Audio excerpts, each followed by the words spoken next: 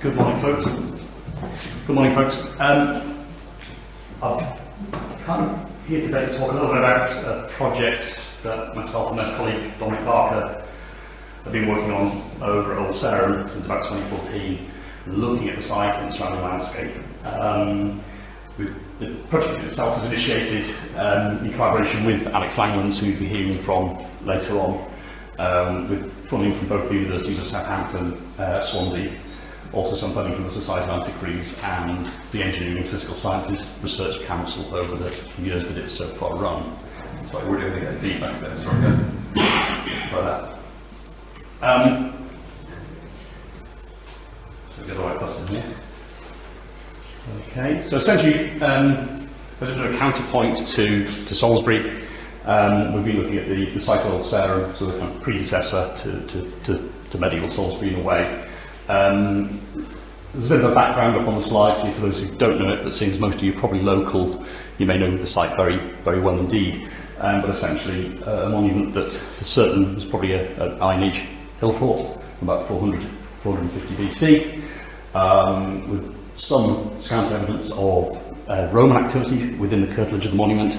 Ostensibly through an excavation that went down through one of the wells in the Univ and found the foundations of a possible Roman building and other finds.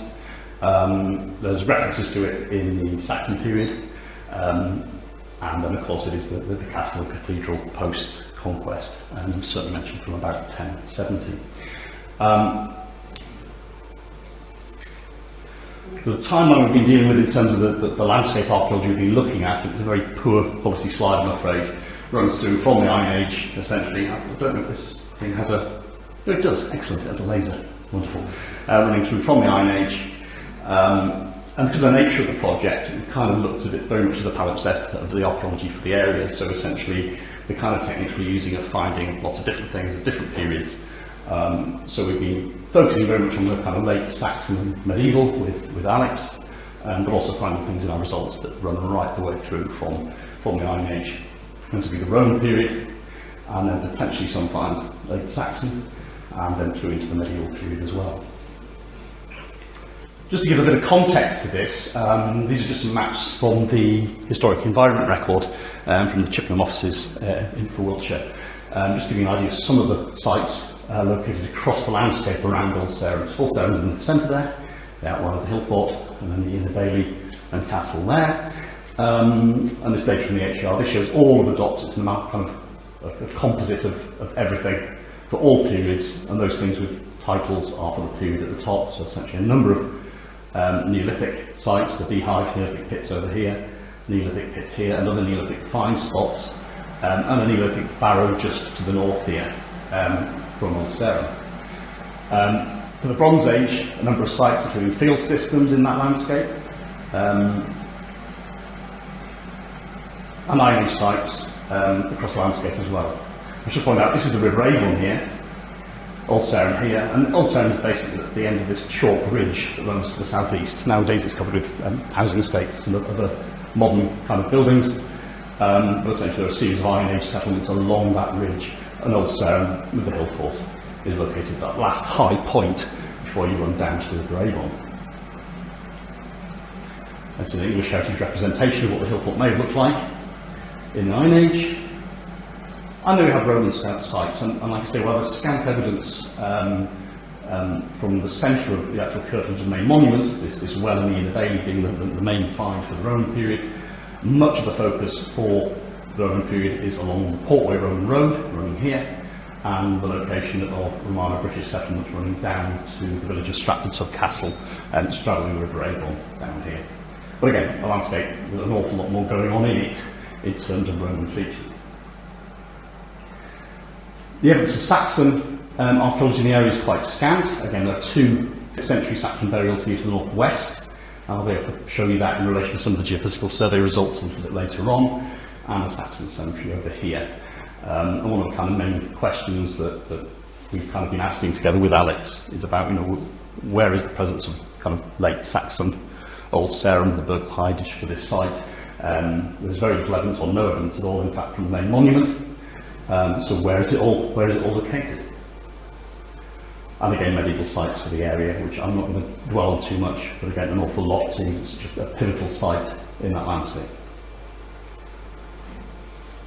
So the project that we ran started in 2014, and essentially we needed somewhere where we had a landscape that we wanted to look at in terms of research agenda, but also somewhere where we could bring our students, principally undergraduate students, but also postgraduates, and to train them in archaeological survey, doing archaeological geophysics. And as part of one of the site visits with our first year freshers in September of 2013, I think it was, we had a look at Old Sarum and thought it'd be really good to try and do something here. And we thought it must have been done. Certainly there was a well-commissioned survey, including a contour survey of the site, and we thought there must have been an awful lot of geophysical survey and other things done within the curtilage of the monument. And because when we started looking, we found that there was very little that had been done indeed. There's a Wessex archaeology survey down towards the river to the southwest here, and there's a wonderful work by Bill Moffat at his Alberton cottage with Earth resistance survey and excavations conducted with Salisbury College students. And one other geophysical survey, I think, out on the road to Winchester to the east of the Chapel site. Otherwise, we couldn't really find an awful lot of geophysics that had been done. There's much more than that in the surrounding landscape, but within the immediate environs of the site, very little. So we decided initially to try and investigate the main curtilage of the monument. So we're doing geophysical survey in this area of the outer bailey, some geophysics in the inner bailey, and then the project basically extended from there. So essentially with the results of that survey, we started doing more and more survey work in the environments in the immediately surrounding area of Old Sarum. And the survey methodology essentially is non-intrusive. Well, it started off as a non-intrusive methodology. We're using techniques where we don't have to dig holes in the ground or destroy the archaeology in the process of recording it, basically in terms of starting what we can do. So we're using essentially the machines that go ping to see what we can find under the ground. And it's comprised, at the start anyway, total station and building survey with colleague Tim Sly from the university. We use GPS for gridding out for the main kind of premise of doing the geophysics, and then it's been a mixture of fluxscape radiometer survey, earth resistance survey, and ground penetrating radar techniques. So all these things are measuring different things. I'm not going to go into detail, but essentially the machine goes ping and it measures a particular property, either the variations in the Earth's magnetic field locally in terms of magnetometry. Earth resistance, you're essentially sticking probes in the ground and measuring the resistance to an electrical current.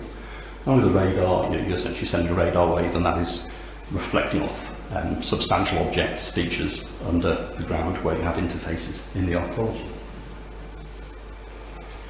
I think that's going to be one of Dom's finest photos, that, the sun breaking in the clouds with one of our students doing a survey.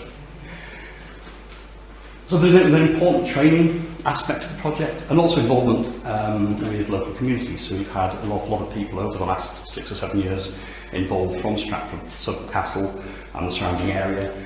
So we've worked very much with Alex Langlands from Swansea, and we've had lots and lots of volunteers with people like Alex Smith, I think, is here today, Luke Sollers, who's hiding at the back, I think, who've helped with this. And we've also tried to do outreach with the local community in terms of presenting the results of the survey and involving local members of the community in doing some of the geophysics and excavation over the time. These are the basic techniques that we're using. So essentially, if you see somebody using a Zimmer frame like that, they're probably doing a resistance survey. If somebody's balancing a plate on a stick, they'll be putting up the grid pegs using a GPS. If you've got somebody dragging a big box or even a smaller box, they'll be doing ground penetrating radar. And if you've got this thing that looks like rugby goalposts going on, then those are the sensors of the fluxscape radiometer. And that's what those different instruments are doing when you're walking in a systematic way across an area. And we use a grid system essentially for what we're doing. So every grid, you're taking a reading at a systematic point in the grid to make sure it's all correctly located. So far to date, anyway, I wish I had a better slide image of this. We've covered about 85 hectares of the landscape using fluxscape radiometry, and that's what this slide shows. So you can see Old Sarum here, the interior of the monument, and we basically focused on the area between Old Sarum and the River Avon as the kind of the main area that we want to find out more about in terms of how the monument relates to the surrounding landscape. And that's gone on from 2014 right the way through to 2019. We surveyed with a PhD student from the University of Vienna this lovely triangular field here. And that's the last geophysics we've done at Old Sarum because that was done in November 2019. And of course, we've got everything set up to come out with the students end of March 2020, and it fell flat on its face, as did an awful lot of other things with the pandemic. And that's where we've reached essentially a hiatus, because we can't run the summer excavations and survey, we can't do the spring survey, and for 2 years that's been the case. So no more field work has been done in relation to the project over that period of time. Things are getting better now, so we've started getting the students back into the field. It's tricky because until a few months ago there were still restrictions on what we could do, how we could transport students was the main issue. If you have a 17-seater minibus and you've got to do social distancing, you're going to get about 5 students in a minibus, and that just doesn't work. So essentially things are slowly opening up as we carry on. So the initial results kind of back in 2014 and 2015 focused on Old Sarum itself, principally the outer bailey, which you can see in the magnetometer results here. So essentially what we have is the castle, the inner bailey area there. We have the eastern entrance, the western entrance, and the outer bailey is all of that. The total of that, in terms of curtilage, is about 12 hectares, probably at the outside of the earthworks. The northwest here is the kind of cathedral precinct, and we have this whole area around here as well with the outer bailey. But actually not very much seems to be known about. Of course, all these excavations of the inner bailey and the cathedral precinct are there from the early part of the 20th century. But very little known and no geophysics done of this area, in fact. And the kind of results we're getting, I'm going to skip to this slide actually, because the nicest result, especially when I'm kind of demonstrating this to people, is this area's kind of southeastern precinct here. So this is the results of the magnetometry in that area. Now if you walk over Old Sarum, and some of you may well be coming on the trip tomorrow, this southeastern area you'll see there's kind of high ground here near the inner bailey, and then it drops substantially. And then you've got a flattish area, and then a bit of a rise here with some lumps and bumps going up to the main bank of the monument. When you look at it today, it looks just like undulating kind of grassland, and it's nicely mown every so often, and it looks okay. The results seem to suggest what we're getting under the ground there are these substantial structures abutting the curtain wall of the outer bailey here. Now, these probably don't look like much on a slide in a room like this, but you can see the scale there. That's 100 metres. These features, these negative features that we're getting in terms of their signature, are stone walls and sat in the surrounding sediment. So we're getting a negative response because of that, and these are walls that are maybe 2.5 metres across. These are substantial structures akin to the kind of structures you see where they've been excavated in the inner bailey. And they cover this area, this southeastern quadrant. There seems to be a series of buildings abutting the curtain wall here, and a facade of stone running across here, fronting onto this area. Now this is an area that's about 40 metres across, and it's about 100 metres long, and it's pretty much empty. There are features, there's probably rubble and demolition and other things showing in the results, but it's quite a substantial open space within part of the outer bailey, surrounded by these different buildings here and here.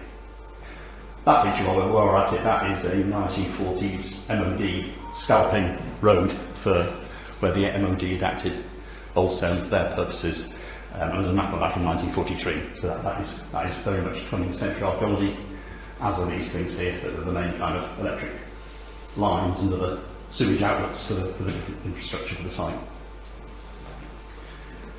Now, a similar thing, if you look at the southwest, the continuation of these structures here, running around here, almost following the line round of the outer bailey.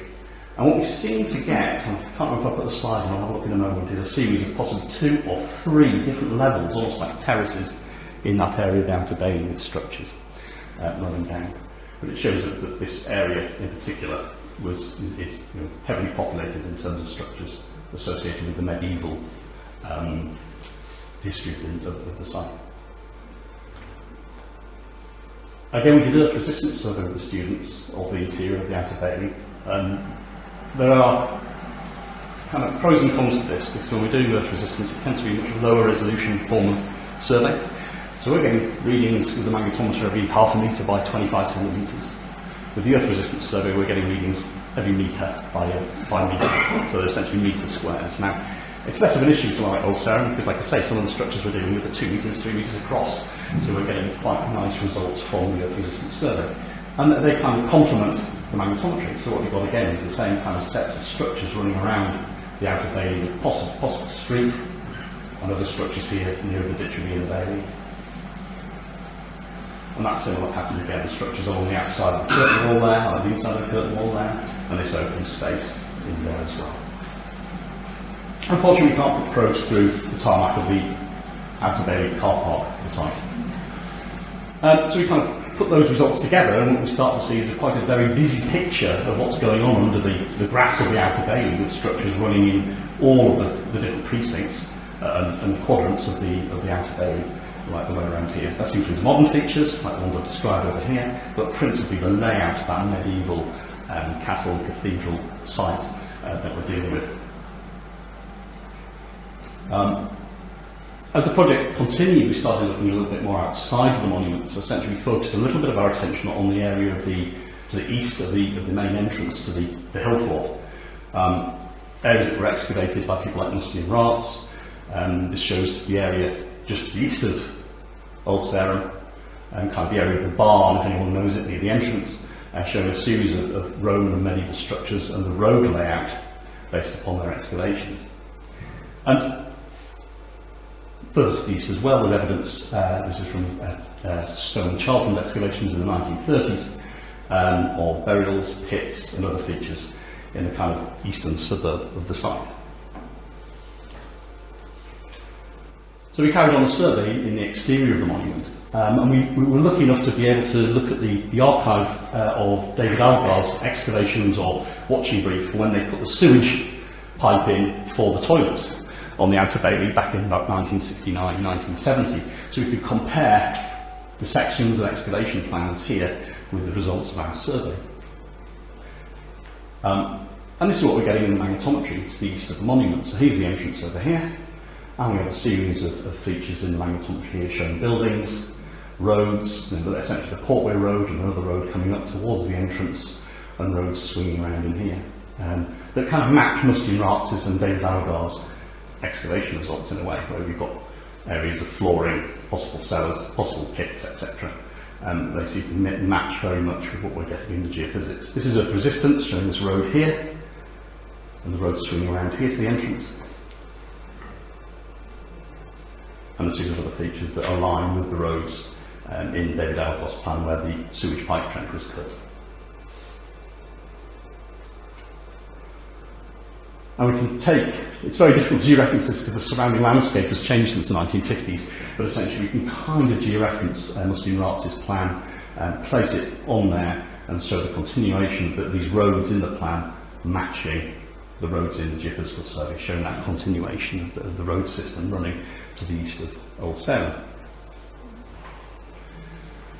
Now back in 2018 and 2019, just before the deluge, we'd also started looking at the area of landscape to the west. I'm not going to say much about that today, but one of the other areas that we focused on is the area to the immediately to the west, the western entrance to Old Sarum. This is LiDAR data, essentially kind of scanning laser data, usually from aircraft, that shows topography of the ground. And when you strip out the main kind of obstacles of tree canopies and buildings and other things from the data, you get a very high resolution topographic plan. And obviously you can see that very high resolution topographic plan for Old Sarum, it stands out a mile. But we have this little shape over to the west of Old Sarum, kind of slightly straddling this road here called Phillips Lane. It's a road that runs down towards Avon Bridge, crossing the River Avon here. This is a blow-up of it. And it's that shape there. What I also should point out is this shape here, which is a bit interesting as well, but more about that perhaps later. And what we'd already conducted geophysical survey in this area, picking out a possible holloway, and this ditch feature that runs across here, and that ditch feature actually extends much further to the south. What we've shown in the survey of this field is that Phillips Lane essentially aligns with the west entrance of Old Sarum, and that road continues through in this field here in the magnetometry and the earth resistance. And we have a series of possible kind of plot boundaries here with pits and beam slots and other structural features in this area. We did the Bangor Cemetery in 2018 or 2019, the north of Phillips Lane, and that kind of plain card shape that we had in the LiDAR, essentially it's these features here. So what we seem to have is essentially a western suburb to Old Sarum, probably about 6 hectares in size, like so, with the road running out of the site and straight down to Avon Bridge, with a series of these possible kind of burgage plot boundaries running out to an outer ditch, and a series of possible structures and pits and other features aligned alongside Phillips Lane on both sides of the road. Now, there's loads of other things going on here. This horrendous kind of black and white stripe thing that runs through there and is about 30 metres wide in terms of the data collected is the gas pipeline that was put through in about 1969, 1970. And the 2 5th century Saxon burials I mentioned earlier come from somewhere around here. So there are other features in this landscape. This is, as everywhere else, a palimpsest. So yes, there's a big focus on what we can see that's probably 12th and 13th century medieval, but there's lots of other features going on. These possible pit or burial features. There's something in here which I swear is a possible Bronze Age barrow, but I can't find it now. There's something over here, amongst many other things. Now, of course, geophysics being non-intrusive, it leaves you with a big problem about getting a handle on chronology and dating of different features, so we have no dates for an awful lot of this, just through the non-intrusive methods. Again, for instance, what would be great to investigate is what's going on here. Is that another extension of the same suburb? Is it contemporaneous? Is it different? We just don't know. There are also lots of other features in this landscape. We have this feature in the geophysics, and we have things like this large feature. Again, it doesn't look like much on the plot, but that's about 8 or 9 metres across. It's a substantial feature in the magnetometry, whether it's representing a major ditch feature, or whether we're dealing with something similar to the kind of the holloways like the Bridleway, the Portway and things like this running through this part of the landscape. As yet, we don't know. And we have done some excavations in collaboration with Alex and the University of Swansea. And our first few years of excavation focused both up here alongside Phillips Lane, in that area of that western suburb, and also looking at things down on the gravels here near the River Avon.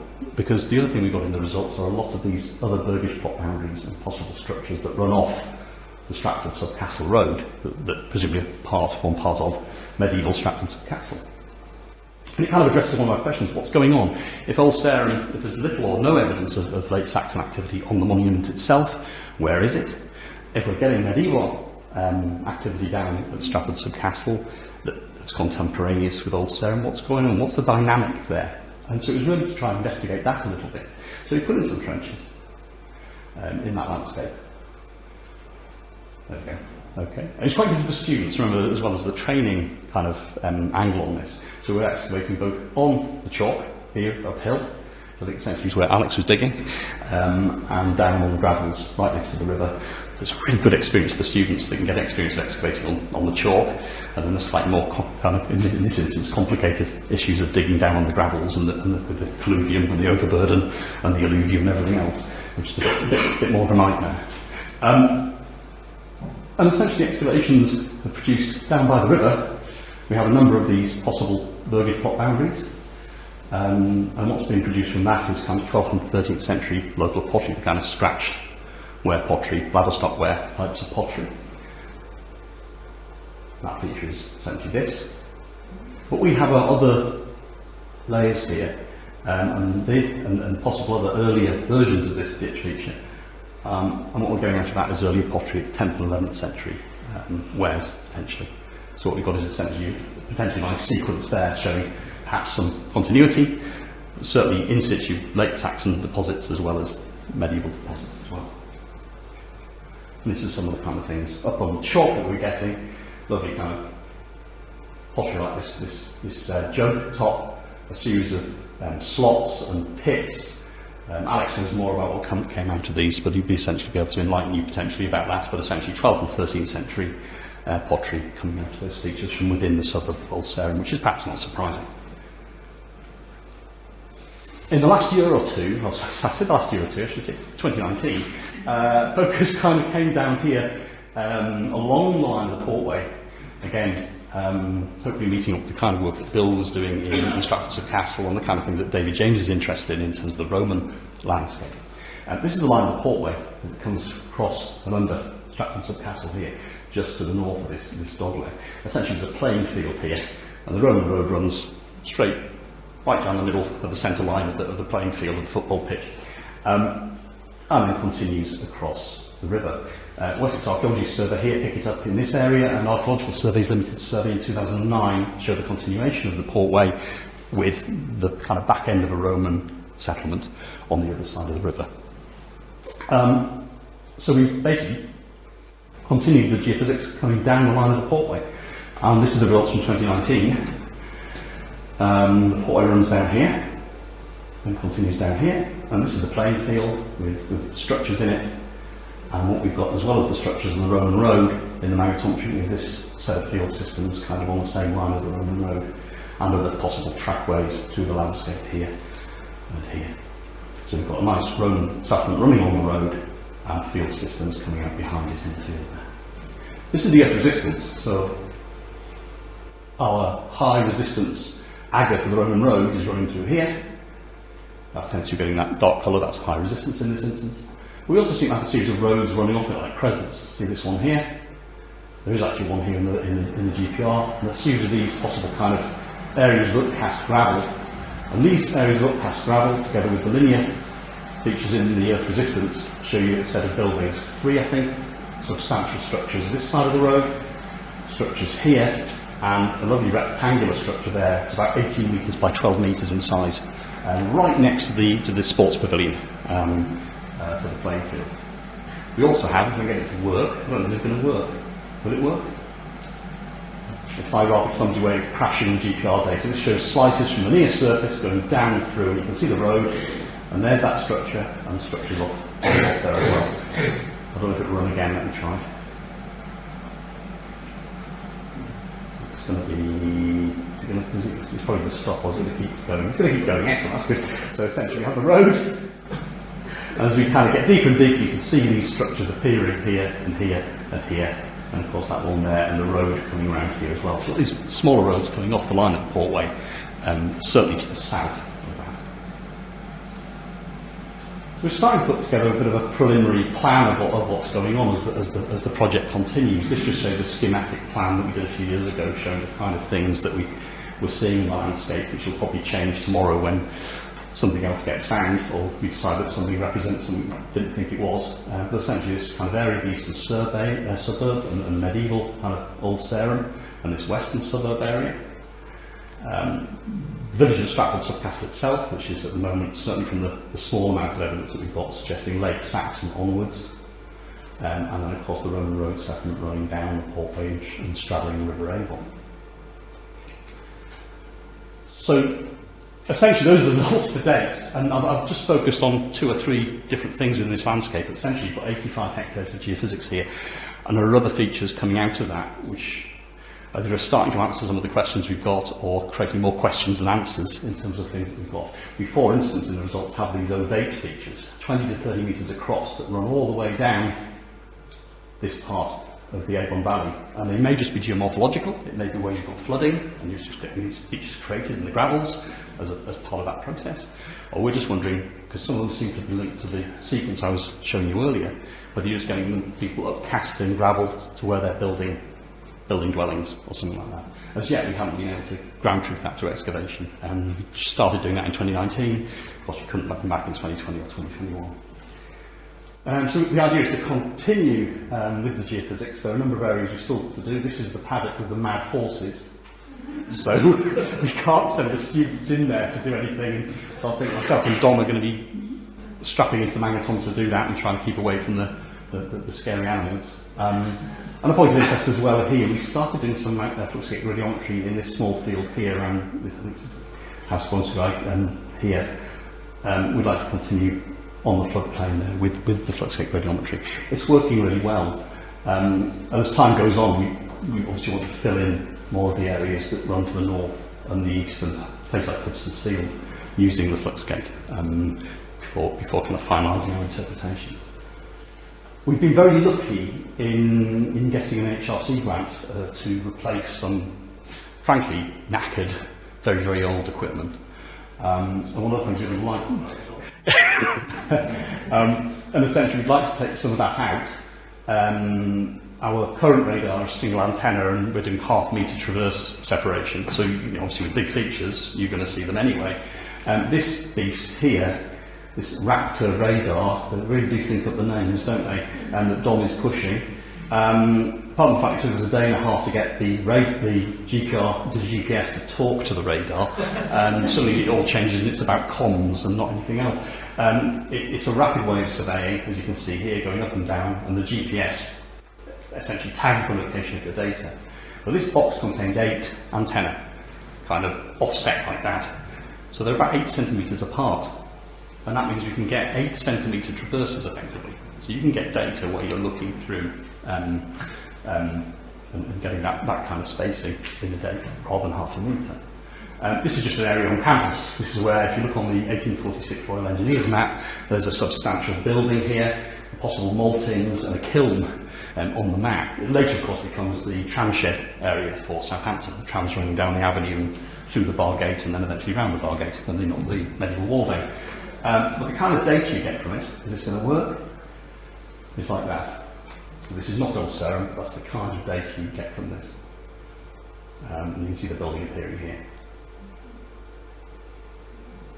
So it represents a bit of a step change, and we're thinking if you could use this in the Outer Bailey, because we've already done a segment of the Outer Bailey using single antenna, then we could get the whole area covered and essentially be able to slice it like that and see that layout, that plan that we're getting quite nicely in the magnetometry of earth resistance, to say more about it. We haven't really got plans to excavate within the curtilage of the Scheduled Ancient Monument, and you look at kind of the photographs from Hawley and other things like that, and we're slightly kind of concerned that any kind of intrusive work there is going to involve a lot of building demolition layers and rubble from the kind of 14th and 15th century, when the site is effectively being licenses produced for the stone to be taken out of it and used elsewhere.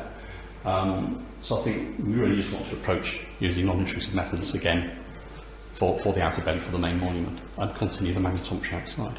I think it allows us then to target with small-scale excavation some of the features that we're getting in the results, and we'll be a little bit more kind of picky about where we want to go next. So yeah, targeted excavation of features essentially. I mentioned these are 8 features. This is a bit clearer, this map here. And we want to investigate those. It may, the jury's completely out on this. It may be they're just purely geomorphological, or it may be that, as with the sequence we have further to the north, that we find that we've got evidence of late Saxon settlement. We'll see.